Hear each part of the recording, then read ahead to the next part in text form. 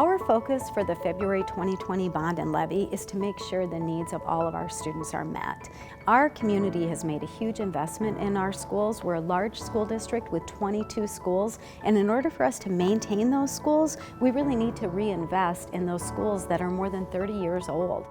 These kids are here 7-8 hours a day, and the facility that you're in can really set the mood for your desire to learn, your energy levels.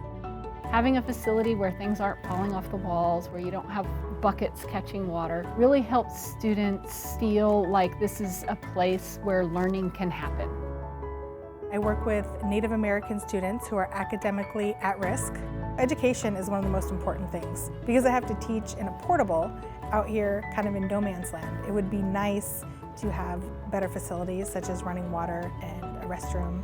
I think what sets us apart is that everybody's here for each other and everybody wants each other to succeed.